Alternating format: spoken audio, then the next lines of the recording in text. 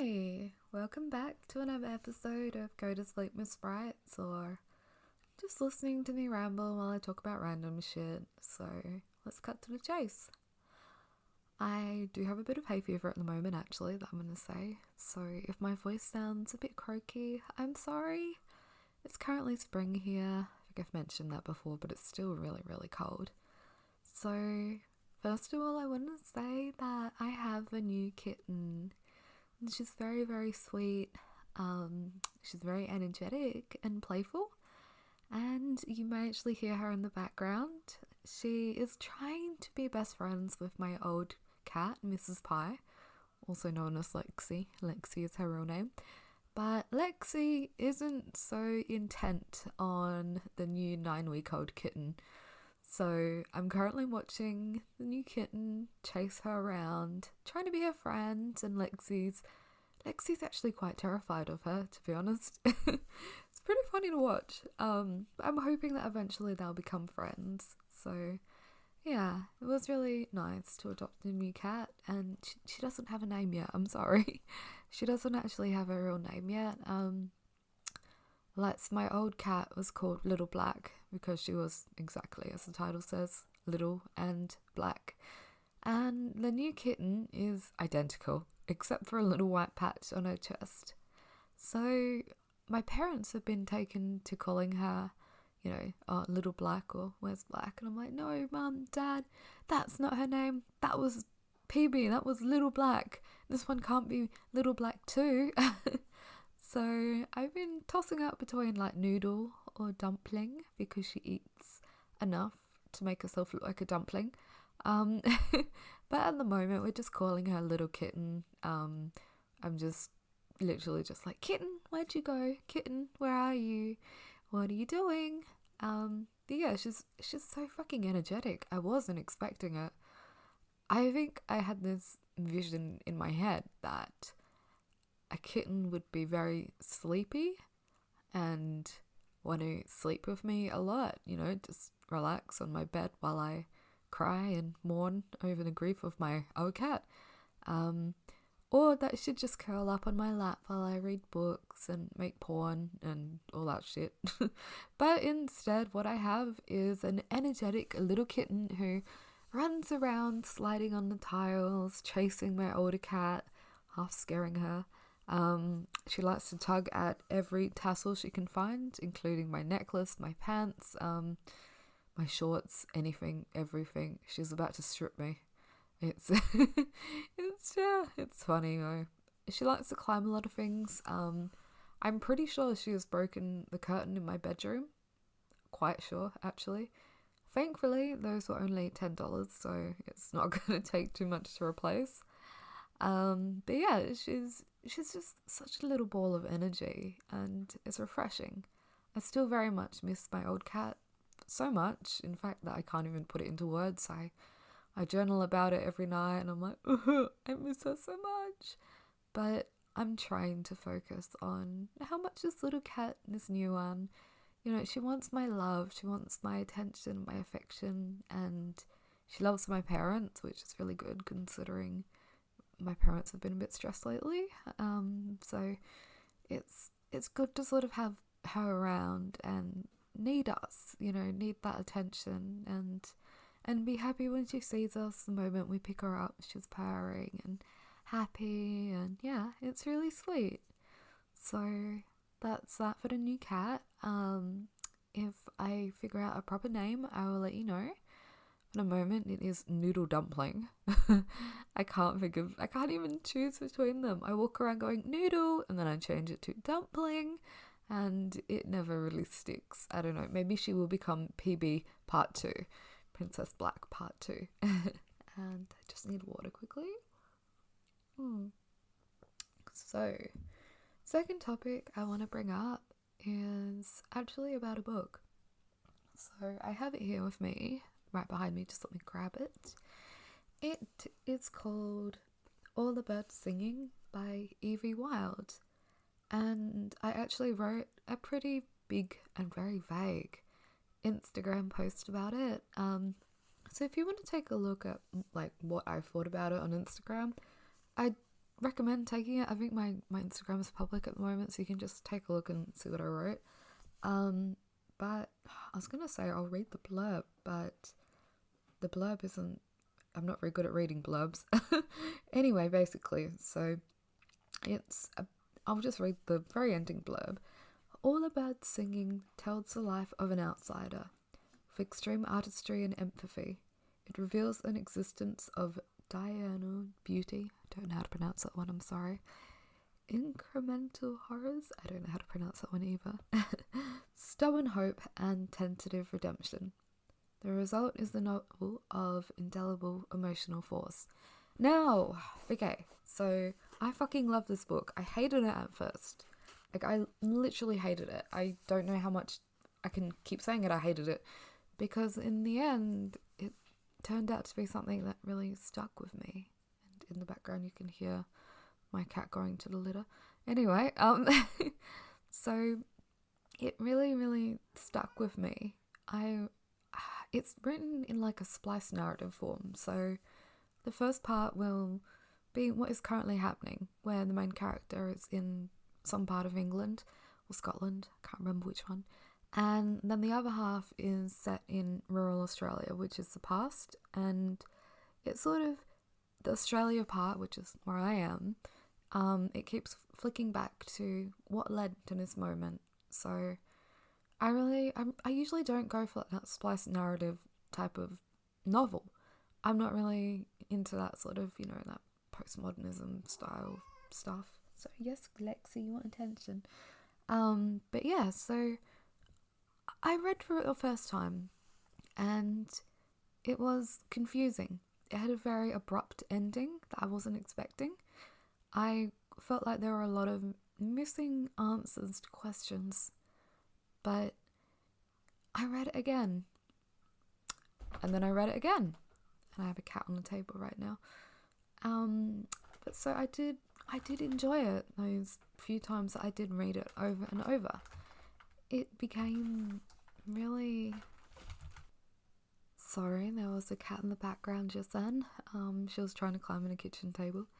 Anyway, what I was trying to say is that I felt like reading through the book a few times over helped me understand a bit more of what it was saying, and that the ending was not the main point.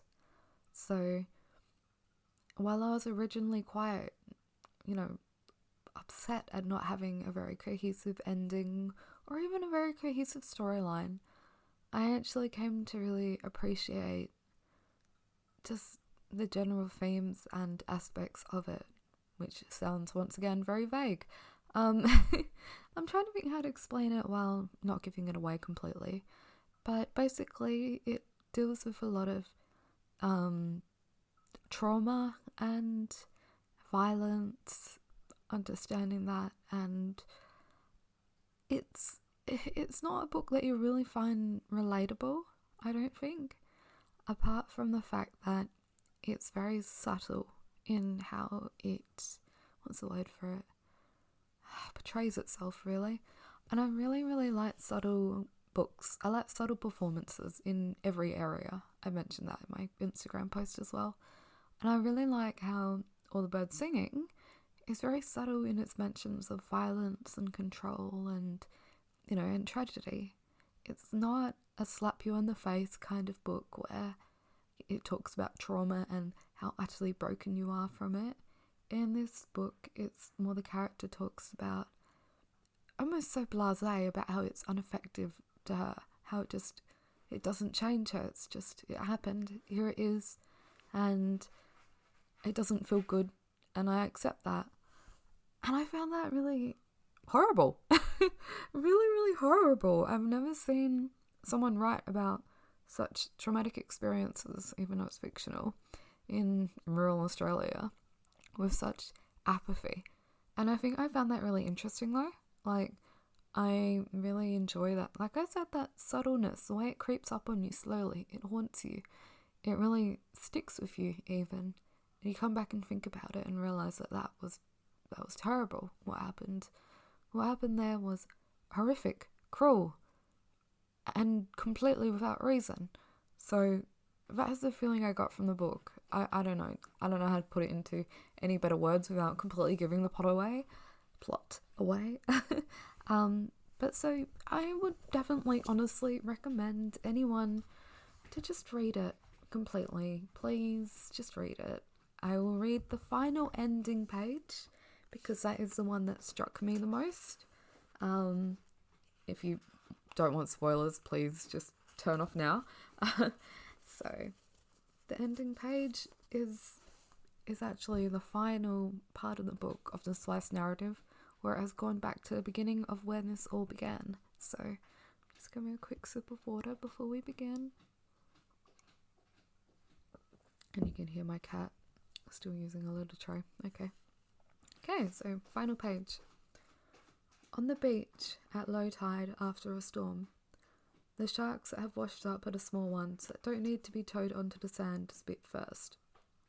They are just finned on the boats and plopped back into the drink. There is a blue with its long and pointed snout, looking like a worm without its fins, and I squinted it, trying to imagine it swimming, ever. Soon, I'll go home, and there'll be Mum squirting cream into her drink. The place will smell of chip fat and laundry. Iris will be out the back in her version of a bikini, and the triplets will be complaining that tea is too far off and that what they need is chocolate milk, even though there is never any chocolate milk in our fridge. Dad will pull up in his car, and there'll be the sound of him dropping his keys on the kitchen sideboard. I might ask for a dog again, just to join in. Dad opens the fridge and takes out a beer, and it hisses open. And this is how life will always be, and I will always be here. That is the final page. Spoiler over. Now, what really cut me about that is, if you obviously read from the very beginning of the novel, you know that that moment is not forever. That moment barely exists. And that's really heartbreaking for me. That moment did not stretch into the main character's life at all. In fact, she receives I'm just going full spoilers here, guys, sorry. Early in the book, before it goes back to that section, she receives a very distant call from her sister Iris saying, "Dad's dead." "Oh, what happened?" "He had a heart attack. I thought you should know." And it is just so quiet, so subtle, and it talks about how she's shocked and nervous, but all these things that you think are going to happen don't. And I think maybe that sits with me somewhere. You think your life is going to go one way, and then it doesn't. It changes completely, irreversibly, and there is nothing you can do to take it back. So I painfully enjoyed that book. I read it and painfully enjoyed it. So I seriously, like with everything else I've said, I recommend all these books. I only talk about them if I enjoyed them. If I hate them, I usually don't talk about them because I fucking hate them and can't even bring myself to talk about it. So I'd recommend All the Birds Singing by Evie Wyld, and I'll put the link below as usual. So yeah, if you want something subtle that delves into deep emotions, quietly, subtly, creeps up on you, please take a look at it. Even if you want me to photocopy the pages and send them to you for free, I will do that. So yeah, please take a look at it. And no, I'm not sponsored or anything like that. I'm just a sad book loving girl. So yeah, also I'm trying to think, there hasn't been a lot going on in my life lately. I have applied for postgraduate uni work. I think some of you may know that I studied psychology, so I am looking into further study again later. Just moving. Oh god, my legs are getting pins and needles. But yeah, so I've been using this time to look into further study for my career. And I'm going to say career because if I say job, it's going to be quite sad. I don't have very high job prospects at the moment. Where I am, jobs are very hard to find. I really am looking forward to going back to uni in the hopes that they do accept me, of course. I enjoyed uni a lot when I was a student, an undergraduate student. So I'm hoping that, going back as a postgraduate student, it will be different. I'll be older. I won't be, obviously, a teenager, still searching for a lot of excitement, but I look forward to it. I do enjoy the learning process, even when it fucking sucks completely. But I want to go. I want to do it. I'm still, I'm not sure what I'll do after that even, but I'd like to try. I think that's the main thing for me. So it's always very fun to just feel like you're doing something, making some form of progress in one area or whatever. It's in the same way that I made my OnlyFans and I enjoy doing a lot of work there. I enjoy making these audios, obviously, and getting to talk and give book reviews to poor, unsuspecting people. So yeah, I also looking forward to uni. I definitely like the vibe of it, and hopefully it'll work out. If not, you'll hear about it anyway, and I'll come crawling back, complaining. So yes. Anyway, I think that's enough for me tonight. I hope you are rested. I hope you've had enough water to drink and had some rest, or you're going to get some rest, whatever it is you need. And I hope you have a lovely evening, day, morning, whatever works for you. Currently here it's midnight, so I'm going to say good night.